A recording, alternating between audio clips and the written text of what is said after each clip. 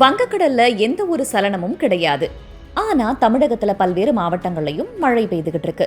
இந்த மழை இன்னும் எத்தனை நாட்களுக்கு பெய்ய போகுது? இந்த மழைக்கான காரணம் என்ன?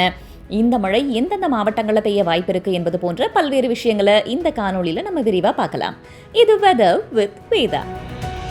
வங்கக்கடல்ல ஏற்கனவே ஒரு சலனம் இருந்ததை நம்ம பார்த்திருந்தோம். வடகிழக்கு வங்கக்கடல் மற்றும் அதனை ஒட்டிய மியான்மர் பகுதியில ஆழ்ந்த காற்றழுத்த தாழ்வு பகுதி வலுவிழந்து வடகிழக்கு வங்கக்கடல் மற்றும் அதனை ஒட்டிய வங்கதேச கடலோர பகுதிகளில் காற்றழுத்த தாழ்வு பகுதியா நிலவுச்சு. இது வரக்கூடிய நேரத்துல இன்னுமே நகர்ந்து வலுவிழக்கதாங்க போகுது. இதனால மழைக்கு பெரிதளவுக்கு நமக்கு இல்ல, எங்கேயுமே வாய்ப்பு இல்லை அப்படின்னு தான் சொல்லணும். ஆனா தமிழகத்துல ஏன் மழை பெய்துட்டு இருக்கு?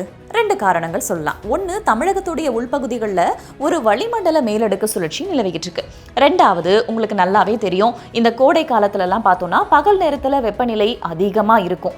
ஆனா இரவு மற்றும் அதிகாலை நேரத்துல இடி மின்னலோட மழை பெய்யும். இது கோடை காலத்துல பொதுவா நம்ம பார்த்திருப்போம். ஆனா இப்ப நவம்பர் மாதத்துல நம்ம அதை பார்த்துக்கிட்டு இருக்கோம். கடந்த ஒரு வார காலமா உள் மாவட்டங்களையும் சரி, சென்னை போன்ற பகுதிகளையும் சரி, வழக்கமா நவம்பர் மாதத்துல இருக்கிற வெப்பநிலையை விட சற்று அதிகமா இருந்ததை நம்ம பார்த்திருந்தோம். அதனுடைய தொடர்ச்சியா தான் இப்போ பல்வேறு இடங்கள்லையும் இரவு மற்றும் அதிகாலை நேரத்துல நமக்கு இடி மின்னலோட மழை பெய்துகிட்டு இருக்கு. இன்னைக்கு எங்கெங்கெல்லாம் மழை பெய்ய வாய்ப்பு இருக்கு?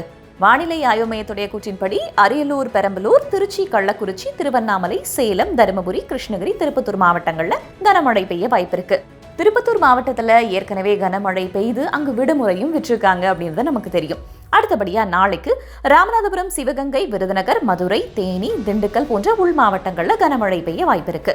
அதற்கு பிறகு 8ஆம் தேதி கன்னியாகுமரி, திருநெல்வேலி, தென்காசி, தூத்துக்குடி மாவட்டங்கள்ல ஒரு சில இடங்கள்ல கனமழை பெய்ய வாய்ப்பு இருக்கு. தென்கடலோர மாவட்டங்கள்ல. சரி, அப்ப இந்த மாவட்டங்கள்ல மட்டும்தான் மழை இருக்குமா? கிடையாது.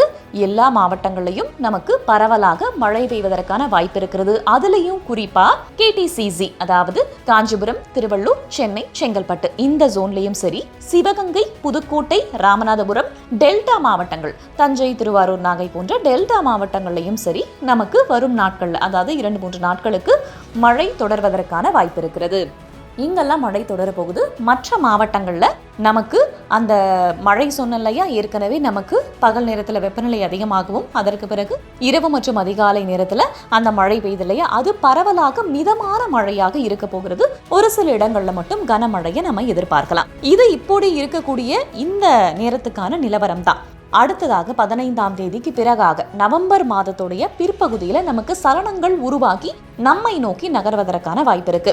எப்பவுமே வடகிழக்கு பருவமழை தொடங்கி நம்ம அடுத்தடுத்த சலனங்களை பார்த்துக்கிட்டு இருப்போம். இல்ல ஒரு சின்ன இடைவெளி அடுத்த சலனம் அப்படின்னு பார்த்துட்டு இருப்போம். ஆனா இந்த ஆண்டு கொஞ்சம் வித்தியாசமா நமக்கு ஒரு பெரிய கேப், கிட்டத்தட்ட 10 to 15 நாட்கள் அளவுக்கு சலனங்கள் இல்லாத ஒரு மழை பொழிவு இப்போதைக்கு இருக்கிறது.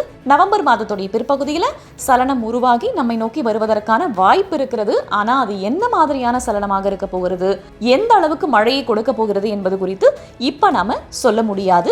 அடுத்தடுத்த நாட்கள்ல அதோடைய நகர்வை பொறுத்து, வானிலை ஆய்வு மையத்துடைய கூற்றை பொறுத்து எப்படி ஆக போகிறது அப்படின்றதையும் நம்ம கணிச்சு சொல்லலாம். தொடர்ச்சியான வானிலை செய்திகளுக்கு தொடர்ந்து இணைந்திருங்கள். இது புதிய தலைமுறை டிஜிட்டல்.